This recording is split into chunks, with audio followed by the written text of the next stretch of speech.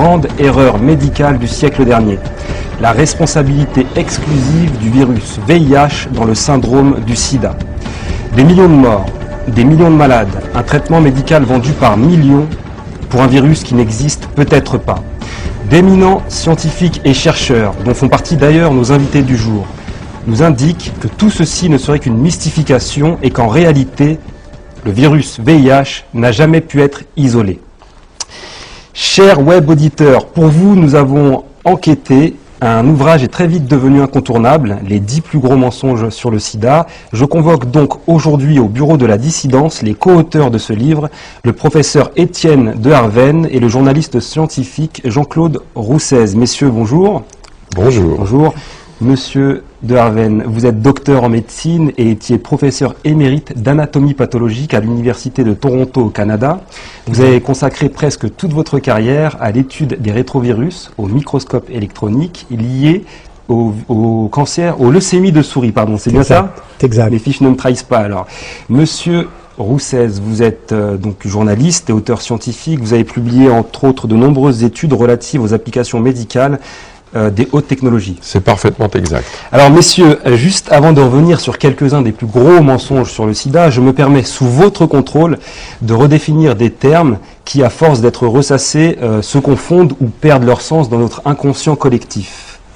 Commençons par rappeler qu'être atteint du sida, c'est avoir un système immunitaire très affaibli, au point de ne plus être en mesure de nous défendre contre un ensemble de maladies répertoriées, dites opportunes, parce qu'elles profitent donc de la chute de nos défenses naturelles.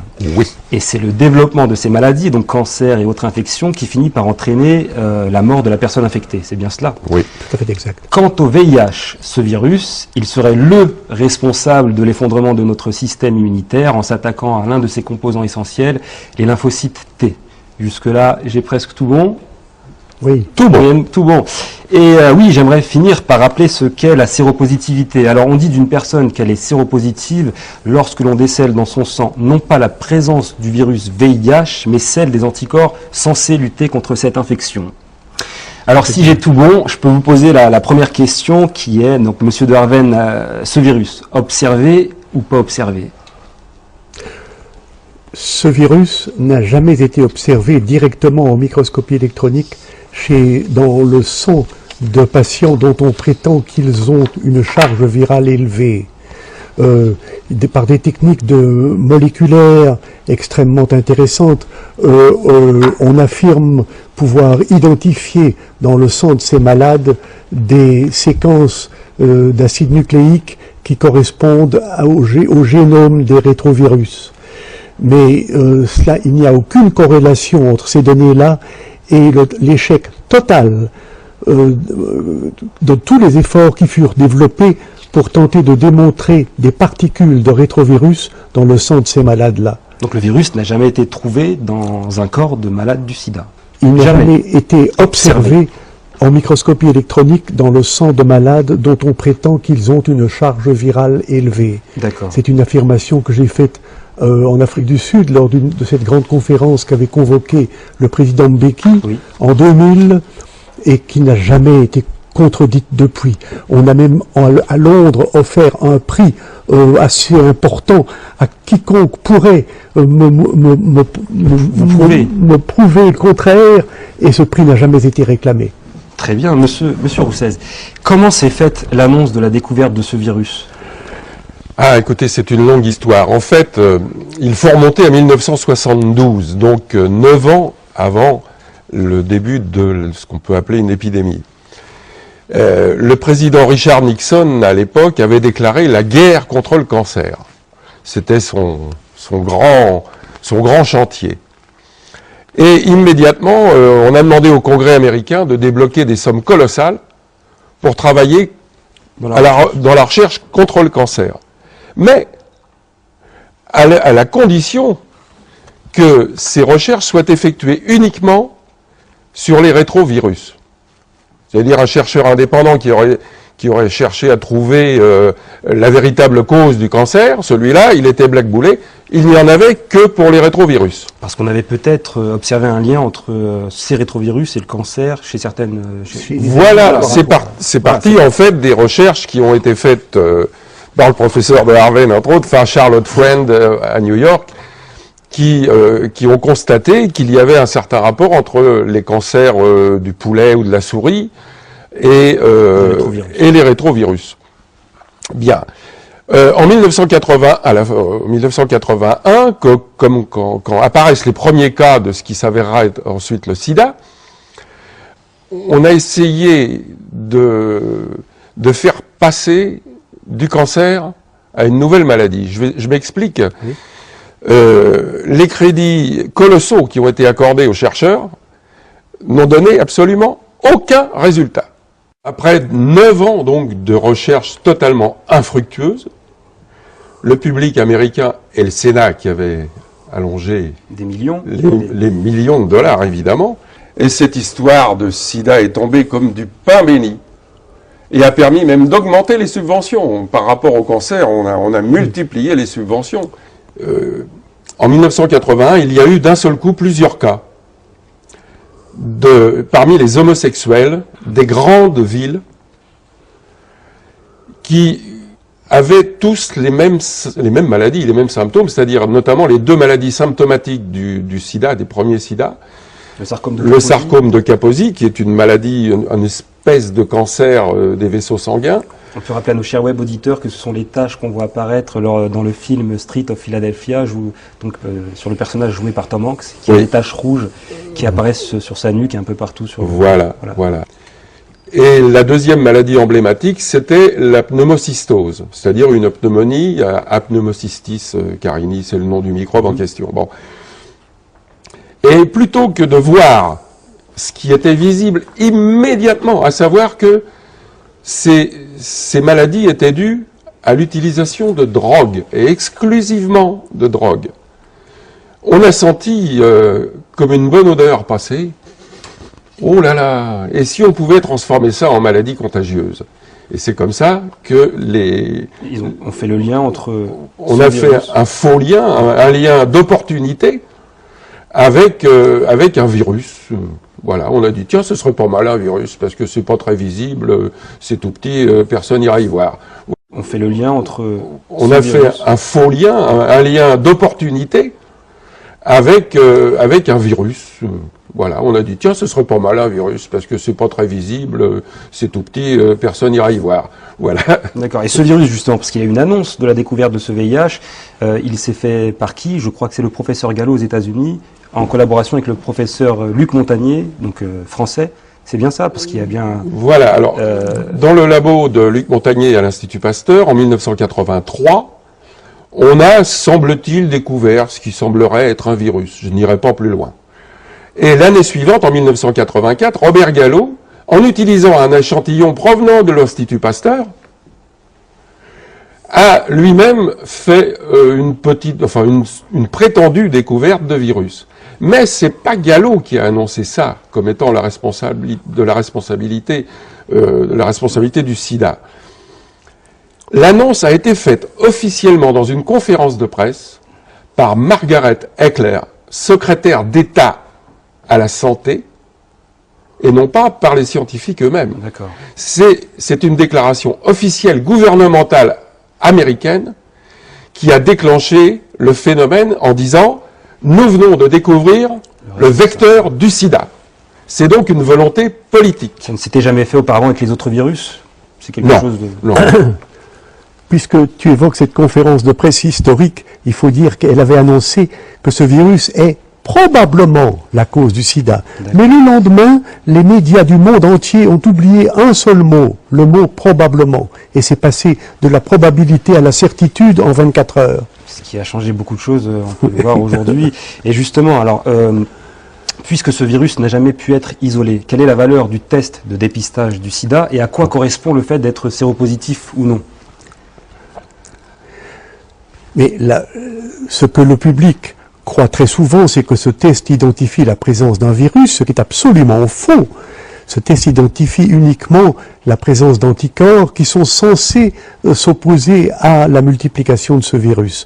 Et en aucune manière, la spécificité de ces anticorps n'a pu être démontrée. Tout au contraire, un auteur américain, Christine Johnson, a publié en 1998 un article clé dans l'histoire de cette controverse publiant une liste d'environ 70 conditions médicales qui peuvent par elles-mêmes causer la dite séropositivité. Et dans cette longue liste, vous trouvez la tuberculose, la malaria, la lèpre, prendre une vaccination antigrippale, tenez-vous bien, la grossesse, les grossesses multiples en particulier, et donc il y a une liste de 70, les transfusions sanguines. Alors, si vous mettez la malaria, la lèpre et la tuberculose dans les causes possibles de la séropositivité, vous imaginez que sur la scène africaine en particulier, on en trouve de très nombreux millions.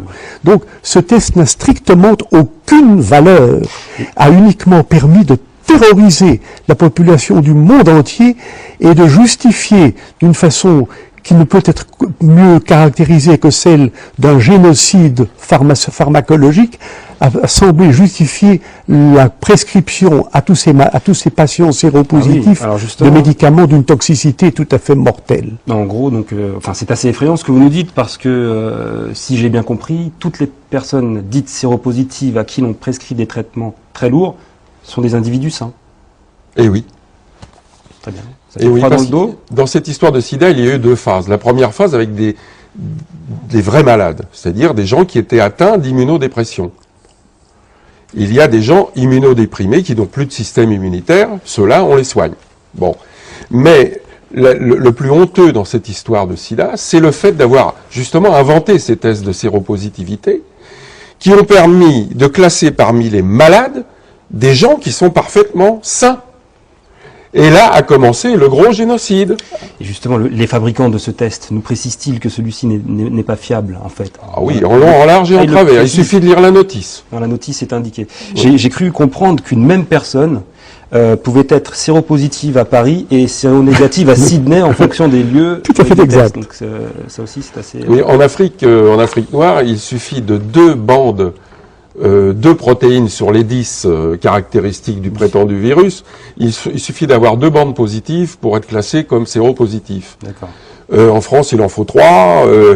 En Australie, il en faut 4 même. Donc, si jamais vous trouvez malade en Afrique, vous faites un petit saut en avion jusqu'en Australie et vous vous retrouvez sain d'un seul coup. Voilà. Et ce test n'est pas applicable en Grande-Bretagne. Il est considéré comme tout à fait non significatif. Alors justement, par rapport au traitement, donc le seul qui a existé dès le départ, c'est l'AZT, c'est bien ça? Voilà. C'est un antirétroviral. L'AZT est un médicament qui avait été étudié dans le cadre de la lutte contre le cancer.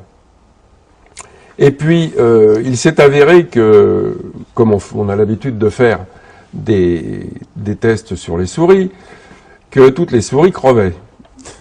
D'accord. Bon, donc on a absolument refusé, et catégoriquement refusé, que ce médicament soit mis sur le marché. Il est resté donc dans les placards. Jusqu'au jour où, la pression montant, les gens réclamant à grands efforts de panneaux, on veut un traitement, on a ressorti ça du placard en disant, ben, ça fera l'affaire. Et on a ressorti l'AZT. Alors comment ce poison a-t-il pu obtenir une autorisation de mise sur marché, justement? En quelques semaines. On n'a jamais eu une approbation de mise sur le marché d'un médicament aux États-Unis avec une précipitation pareille. C'est absolument scandaleux. Ça supporte bien tout ce que tu viens de raconter, mais le cas des hémophiles séropositifs est extrêmement caractéristique. Oui. La mortalité des hémophiles séropositifs a été étudiée dans le Royaume-Uni, en particulier entre 1980 et 1992. Dans toutes les années initiales, jusqu'en 86-87, ce taux de mortalité des hémophiles séropositifs était extrêmement stable. En 87, on a commencé à les traiter avec des hautes doses d'AZT et la mortalité est montée en flèche. La courbe va comme ça. 87. il n'y a pas de preuve plus frappante de l'extrême toxicité de ce médicament et du fait que les hémophiles ne mourraient jamais du VIH, mais sont très souvent morts de l'intoxication par cette drogue extrêmement dangereuse. Alors justement, au sujet de ces traitements, j'aimerais que l'on regarde ensemble cette vidéo de l'interview du prix Nobel co-découvreur du VIH, monsieur Luc Montagnier. Alors justement, au sujet de ces traitements, j'aimerais que l'on regarde ensemble cette vidéo de l'interview du prix Nobel co-découvreur du VIH, monsieur Luc Montagnier.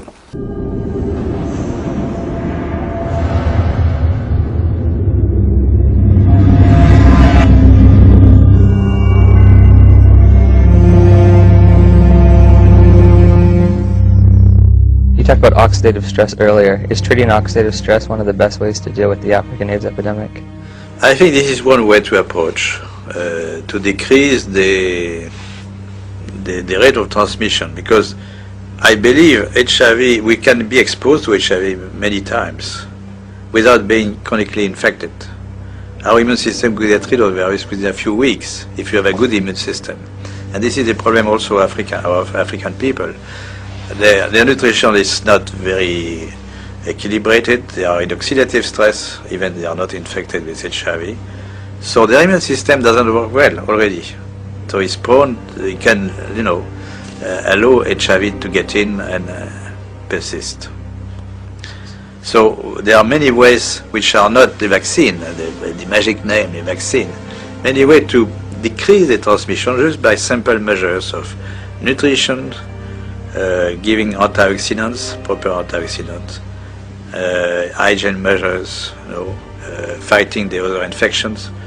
So they are not spectacular, but they could, decrease very well the epidemic to the level they are in Occidental countries, So, Western countries. if you have a good immune system, then your body can naturally get rid of HIV. Yes.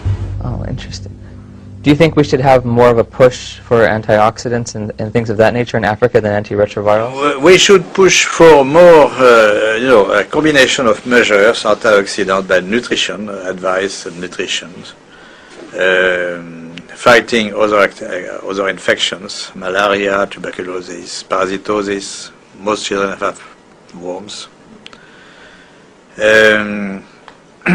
Education, of course, genital hygiene for women and men also. Very simple measure, which not very expensive, but which could do a lot. And this is my worry about the many spectacular action. Of course, there are global funds so to buy drugs and so on, Bill Gates and so on, for the vaccine. But those kind of measures are not very well funded, not funded at all, or they are, it really depends on the local government to take conscious of this, but the local government, they take advice of the scientific advisors from the international institutions, and they don't get this kind of advice very often. There's no money in nutrition, right? There's no profit. There's no profit, yes. The water is important. Water is key. Now, one thing you said, you were talking about the fact that if you have a built immune system, it is possible to get rid of HIV naturally. If you take a poor African who's been infected and you build up their immune system, is it possible for them to also naturally get rid of it? I would think so. Okay. Messieurs, cette vidéo a de quoi donner des frissons dans le dos. Le co-découvreur du VIH, prix Nobel, nous indique en gros que l'on pourrait guérir du sida en dormant mieux ou en se préparant des repas un peu plus coquets. Donc je me permets de le dire un petit peu comme ça parce que des millions de malades chaque jour avalent des traitements très lourds pour nous entendre dire aujourd'hui qu'il suffirait presque de se laver les mains 5 fois par jour. Quelle a été votre réaction? Dites-moi. Si vous regardez le Nexus du mois de janvier, il y a, sous la plume d'un journaliste scientifique qui a très largement contribué à tout ça, et qui est monsieur Jamel Tahi, Oui. il y a des remarques extrêmement précises. Qui avait réalisé un documentaire il est passé sur Arte. c'est ça, il y a quelques années Oui, déjà. mais il faut regarder le numéro de janvier de Nexus pour lire ce que Jamel Tahi a dit au sujet de cette interview, de ce vidéo que l'on a vu récemment. D'accord. Donc ça ne vous choque pas particulièrement par rapport à l'intégrité scientifique de nous entendre dire aujourd'hui par cette personne que... Je dirais que le professeur Montagnier avait déjà très souvent, comment dirais-je, secoué l'opinion par des affirmations qui étaient surprenantes. Par exemple, l'existence de cofacteurs. D'accord. Il dit oui, le VIH c'est peut-être important, mais il y avait aussi les cofacteurs. Et il n'a cessé de parler de cela. En 2003, nous avions une très grande conférence au Parlement européen à Bruxelles, à laquelle il participait, et moi aussi. Et dans sa présentation, il a largement envisagé l'effet du stress oxydatif comme cause probable de certaines grandes dépressions immunitaires. Ça n'avait plus grand-chose à voir avec le VIH. Donc, nous avions déjà une certaine préparation à entendre le professeur Montagnier exprimer des opinions qui ne sont pas d'une rigidité absolue comme de la part de tant d'autres, Gallo et tout ça, et tout son groupe. Tout son groupe, très bien. Si vous voulez, je me pose une question. Est-ce que le professeur Montagnier ne ferait pas partie de la dissidence? Peut-être, on l'invitera. Vous pensez qu'il viendra? Depuis qu'il a eu son prix Nobel, il peut difficilement revenir en arrière, c'est ça le problème. Et pour prendre l'exemple alors du continent qui serait le plus touché par le sida, l'Afrique, les Africains se meurent-ils de toute autre chose depuis des années, en fait? Mais écoutez, la situation en Afrique est tellement différente. Les problèmes de santé publique en Afrique sont monumentaux, mais tournent essentiellement autour de l'absence d'hygiène, de la malnutrition et des grandes maladies tropicales bien connues comme la malaria, la lèpre et pour eux la tuberculose également. Tout ça est maintenant rebaptisé du nom de sida.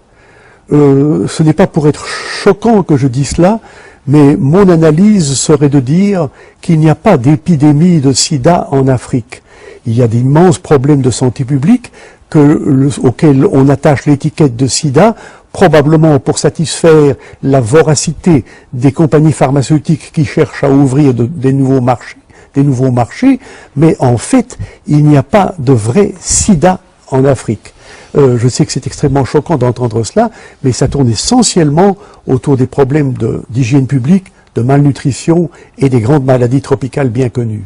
Et au sujet de l'Europe, des études ont prouvé que des couples sérodiscordants, donc dont l'un serait séropositif ou non, ne se transmettaient pas le virus sur des périodes de 7, 8, 10 ans, si j'ai bien compris. Et d'autres études montrent que parmi les prostituées, seules celles qui se droguent sont touchées, et que dans la communauté homosexuelle sont touchés ceux qui mènent une vie décadente et qui se droguent eux aussi. Oui.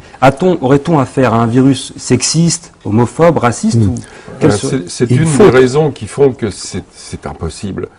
On dirait que le virus s'attaque de préférence aux hommes en Occident et à égalité quasiment femmes-hommes en Afrique. Bon, c'est jamais qu'un virus. Rappelons-le, le virus n'est pas un matériel vivant. Ça, c'est très important. C'est pas une bactérie. Un virus, c'est un assemblage de protéines et c'est tout. Inerte. Inerte. Avec un bout d'ADN, c'est incapable de se défendre tout seul. Hein? Donc.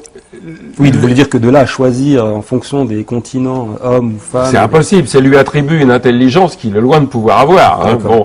Alors donc, il y a ce problème donc de parité homme-femme qui n'existe pas en Occident et qui existerait en Afrique. Quant aux expériences, aux statistiques qui ont été faites d'après de nombreuses études sur les prostituées, il est tout à fait exact que quasiment aucune prostituée n'est séropositive, excepté celle qui s'adonne à la drogue, à des drogues dures, s'entend. Voilà. Oui, il est bien évident que la prétendue contagiosité du sida est totalement incompatible et par les rapports sexuels est totalement incompatible avec le fait que les prostituées n'ont pas de sida. et ce fait refuse d'être reconnu par toute l'orthodoxie du sida. Mais dans le livre que nous avons fait ensemble, Oui, je peux présenter là, à il y a l'occasion. pas Alors, voilà, mal c'est de ce- références qui illustrent le fait que des études épidémiologiques faites en Thaïlande, en Afrique, en Italie, en Allemagne, aux États-Unis, Oui, euh, je peux présenter là, à il y a l'occasion. pas Alors, voilà, mal c'est de ce- références qui illustrent le fait que des études épidémiologiques faites en Thaïlande, en Afrique, en Italie, en Allemagne, aux États-Unis, Canada. sont toutes concordantes pour démontrer que les prostituées n'ont pas le sida. Alors si c'était une maladie infectieuse, il est évident qu'elles en seraient les principales victimes. Et là, vous précisez que de Maintenant, nombreuses cela ne études veut, l'ont prouvé. C'est cela tout. ne veut Oui, oui. surtout pas dire, et j'en profite peut-être pour souligner un point très important, les dissidents dont nous sommes sont totalement en soutien de toutes les campagnes de santé publique recommandant l'usage du préservatif dans la lutte contre les maladies réellement sexuellement transmissibles. C'est-à-dire, ça ne concerne pas le sida. Il est évident que nous nous abstenons totalement d'émettre la moindre remarque négative sur ces recommandations de santé publique qui portent sur les maladies donc réellement sexuellement transmissibles et qui est au point de vue santé publique une recommandation extrêmement importante. D'ailleurs, pour prouver l'inexistence de ce virus, un homme, le docteur Wilner, en direct sur une chaîne espagnole, s'est inoculé du sang d'un hémophile sidéen. Que vous inspire cet acte? J'ose pas vous demander si vous seriez capable de le faire, enfin si vous le feriez vous-même, mais... On me l'a proposé une fois et j'ai répondu que non parce que je n'accepte pas que quelque chose rentre dans mon corps d'une manière impromptue. D'accord. Mais qu'en revanche, Vous êtes prévenu. j'étais prêt à faire l'amour avec des séropositifs autant de fois Ah qu'il le d'accord, faudra. bon, Voilà. j'imagine qu'il doit y en avoir... Non, Robert Wilner effectivement a fait cette expérience, mais il est tellement persuadé, et à juste titre d'ailleurs, qu'il ne risquait rien, qu'effectivement il y est allé la fleur au fusil. D'accord. Et il n'a rien depuis. Il n'a rien bien depuis. sûr. Ben non, pensez-vous. Enfin. Donc messieurs, si j'ai bien compris, voilà près de 30 ans de recherche, d'efforts, pour n'aboutir en 2010 à aucun traitement curatif, aucun vaccin, aucune prédiction épidémiologique vérifiable. Quels sont les espoirs? Alors, écoutez, du côté vaccin, Ah, quelque chose. Je voudrais souligner ces Oui. 3 points que vous venez de faire avec une grande précision pour indiquer que, étant donné cette évidence-là, il est grand temps d'avoir le courage de se demander si l'hypothèse de départ était exacte ou fausse. Et je crois qu'il est urgentissime de réaliser que l'hypothèse de départ était fondamentalement fausse. Très bien. Vous n'êtes pas les seuls à le dire. Je crois que vous êtes président d'un groupe international. J'ai été non président jusqu'en 2008. Mon terme était de 3 ans. D'accord. J'ai été président entre 2005 et 2008 du groupe Rethinking AIDS, qui est essentiellement basé en Californie. Très bien. Qui regroupe de nombreux Et scientifiques. Ouais. tous ceux qui sont intéressés par le programme d'aujourd'hui et qui connaissent bien l'anglais devraient ne pas manquer d'ouvrir sur Internet le site de ce groupe dont j'ai été président. Et ce site est donc www.rethinkingaids.com. Et il y a énormément de matériel là-dedans, y compris couvrant une réunion très importante qui s'est tenue à Oakland, en Californie, en novembre dernier, à laquelle j'ai participé, et dont vous pouvez trouver de très larges extraits dans ce site, dont je recommande très fort la visite à tous les anglophones qui nous écoutent. Très bien. Et les espoirs alors? Alors, Ces fameux au niveau des vaccins, c'est peine perdue. C'est même pas la peine d'y penser. Et pour une raison bien simple. En quoi consiste la vaccination? La vaccination consiste à créer une primo-infection, c'est-à-dire à une réplique non grave de la maladie, de façon à faire réagir le système immunitaire en créant des anticorps. Ces anticorps seront aux aguets si la véritable maladie arrive. Voilà le principe de la D'accord. vaccination. Mais là, comme il n'y a pas de virus... C'est pas ça, c'est que les gens qui sont... À partir du moment où vous faites une vaccination, vous devenez séropositif. Oui. Donc c'est le serpent qui se mord la queue. Ça nous paraît très simple quand vous nous l'expliquez, pourtant nous on voit des millions de dollars dépensés dans la recherche, c'est inquiétant. C'est pour vous quelque chose qui est... Bah, écoutez, on voit des millions de dollars parce que c'est quand même, il faut pas l'oublier, c'est quand même une grosse industrie, hein, tout ça. Hein. C'est effectivement en grande partie une histoire d'argent. En grande partie. Et puis la sauvegarde de certains emplois quand même, il y a des milliers d'emplois. Donc, comme il y a déjà assez de chômage comme ça... Justement, je crois que c'est le professeur Gallo donc, qui a lancé le test. C'est lui qui l'a créé, ce test? Ah, le jour même, Le jour même, il de a... l'annonce par Margaret Eclair et Gallo de la découverte du prétendu virus, le soir même, il a déposé le brevet. Il est devenu archi-milliardaire grâce à ça, il ne faut pas l'oublier. D'accord, très bien. Ok. Messieurs, merci. Nous avons été très honorés de votre venue. Votre courage, votre persévérance et votre intégrité scientifique sont très appréciés ici au bureau de la dissidence. Chers web auditeurs, vous l'aurez compris, nous sommes loin d'une discussion de comptoir ou d'un délire complotiste. Le prestige des invités du jour suffit à le démontrer. De nombreuses questions restent en suspens. Des millions de malades sont dans l'attente de vraies solutions. On compte sur vous et sur la mobilisation de tous pour sensibiliser les autorités compétentes à réévaluer les origines du sida. Le débat continue sur le forum du site internet de l'émission. Vous pouvez nous faire parvenir vos avis les plus dissidents et les sujets que vous souhaitez voir abordés ici au bureau de la dissidence. Vous êtes les programmateurs de l'émission. C'était No Name TV, l'émission qui ne porte pas de nom.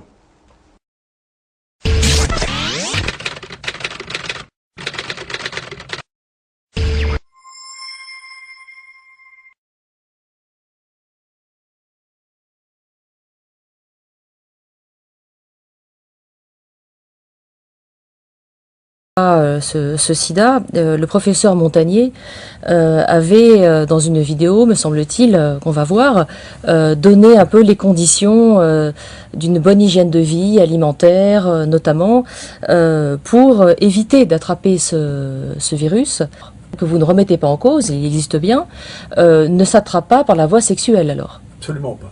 Ça, c'est complètement nouveau, c'est pas ce qu'on nous dit. La meilleure démonstration de ce fait est dans un travail de Padian, qui a observé environ 200 couples sérodiscordants, où un des partenaires était séropositif et l'autre séronégatif. Elle a observé avec une rigueur scientifique extrême, je crois qu'il y avait environ 200 couples pendant plus de 10 ans, sans observer un seul cas de séroconversion du partenaire séronégatif. Ça, c'est un point essentiel. L'autre point essentiel pour consolider dans vos esprits que le sida n'est pas une maladie contagieuse transmise par l'activité hétérosexuelle, c'est l'observation que les prostituées n'ont pas le sida. Il n'y a pratiquement pas de cas de prostituées atteintes du sida. Celles qui sont trouvées séropositives sont celles qui sont également des drogués intraveineux.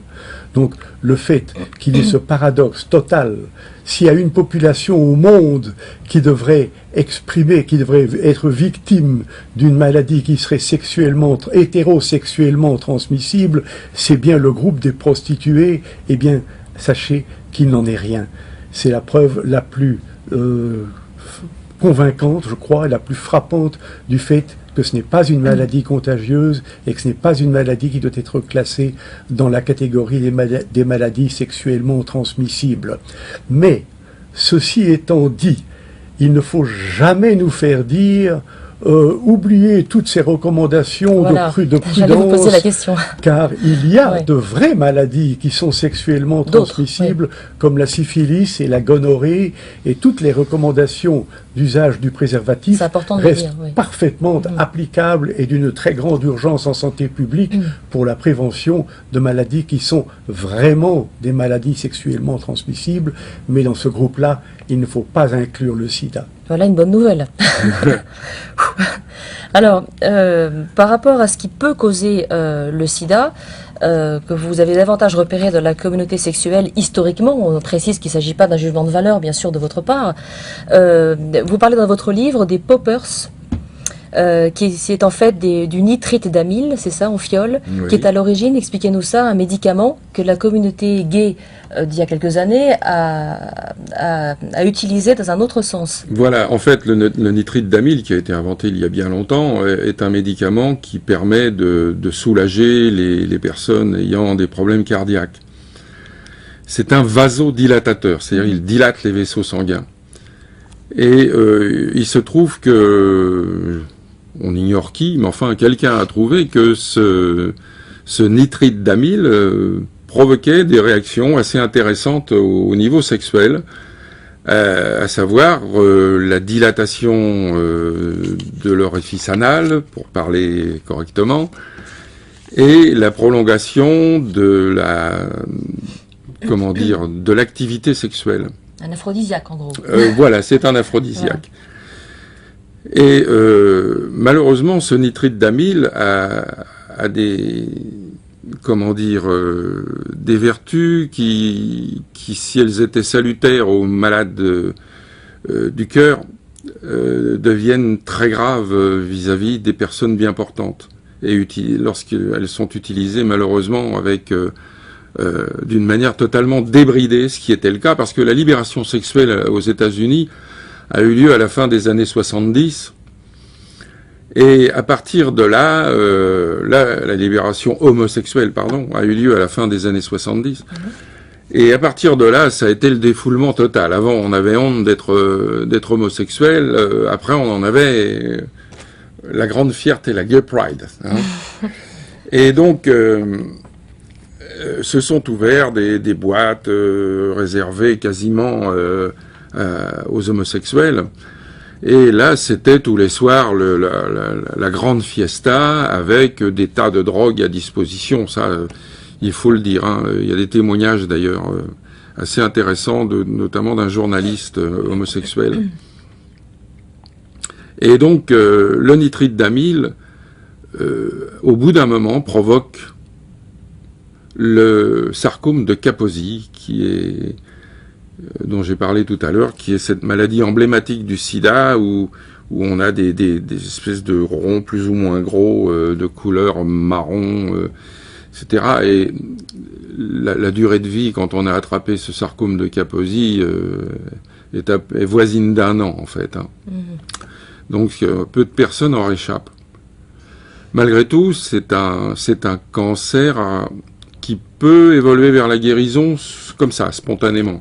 Donc on ne peut pas appeler ça vraiment un cancer non plus, on ne sait pas trop comment le loger, celui-ci. Voilà ce qu'il fallait dire sur les poppers qui, à mon avis, sont le point de déclenchement de cette histoire de sida. D'accord, qui n'a rien à voir. Peut-être ajouter très fort pour consolider tout ce que tu viens de dire là, qu'à l'origine de la découverte en 81 en Californie des 5 premiers cas de sida, le nom que l'on donnait à cette maladie était en anglais GRID, G-R-I-D, Gay Related Immune Deficiency. En effet. Ça, c'était le premier nom de la maladie. Mais la communauté homosexuelle s'est trouvée discriminée par cette étiquette et a mené le grand combat pour que l'on modifie le nom de la maladie. Et c'est seulement pendant les années 81, 2, 3, 4 peut-être, que l'on parlait de GRID, ce après quoi on a trouvé un nom qui était plus conforme aux susceptibilités des victimes et qui était celui de SIDA, AIDS en anglais. Oui, d'accord. C'est important de le préciser aussi, ça. Parce que tout ça a très fort à voir avec l'usage des poppers.